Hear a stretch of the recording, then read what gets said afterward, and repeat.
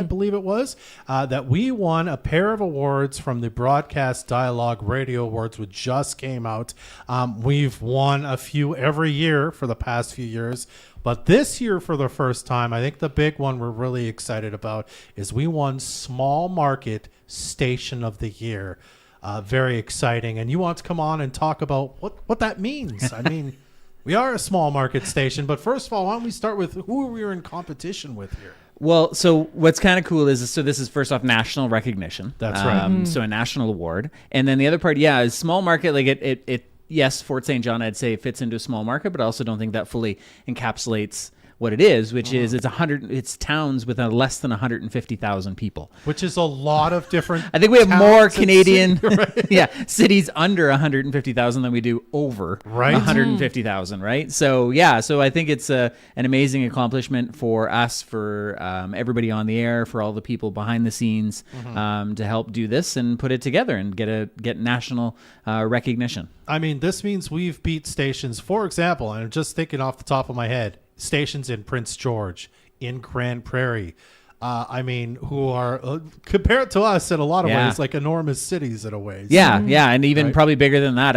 I'm not going to even guess more cities because I'm going to get the population wrong, I'm sure. But no, it's a really cool accomplishment. As you mentioned before, we have received some awards in the past, but not to this same level. Chris won Program Director of the Year as an example last year, and then the year before, and the year before, 2 years in a row, and the Before the Peace podcast now has won 2 years in a row for best podcast. So it's a really neat accomplishment and kind of helps us to recognize what we're doing is working, right? And it's nice to get recognition from your peers as well. Absolutely. I don't know that there's much more to say, but when you think about this, and you've been with Moose FM almost since the beginning. I know almost, you weren't right close. At the start, but basically a year after or something. Yeah. What does it mean to you after all this time to get a recognition like this when you've seen the various changes that this station has gone through, both when you were an employee and then in the last most of a decade when you've been an owner? It means a lot. So Carrie and Carrie Mann, Russ Bierling, and Russ Wag were the four people that started the station in 2003. Yeah. And they've had different involvement with it ever since then. And the idea simply was just to bring back a community radio station, right? They noticed that there was a lot of things being cut by the other radio stations in the community, so they started to bring those things back. And now some of those things, like, we used to do the Tradio, right, where you'd come on and you'd sell your stuff on the radio. That, we don't do that today because kind of Facebook has taken over that world, right?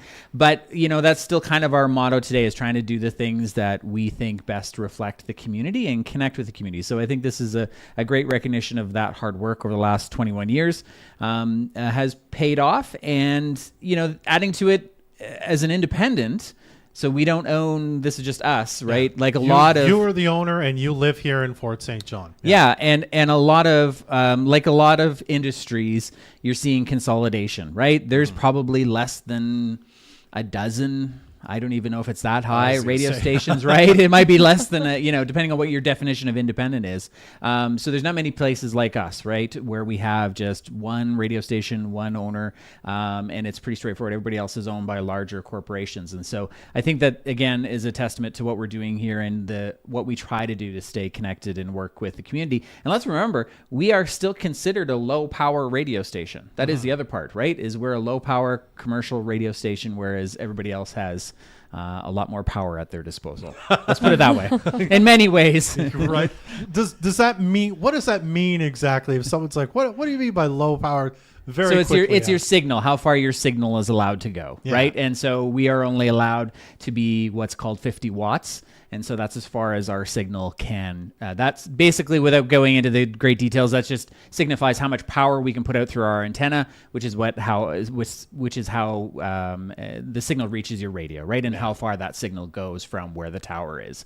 So we're a low power radio station at the end of the day. And so to say that we also won that up against people who have have a lot more power at their disposal, money, all these other things is a really great recognition of the work that everyone here at the station does. Wonderful. Certainly we punched way above our Yes. weight in Yes. this with. So wonderful. All right. Any last words from you, Adam, before we let you go back to your office? Yeah, back to the back corner in my mess.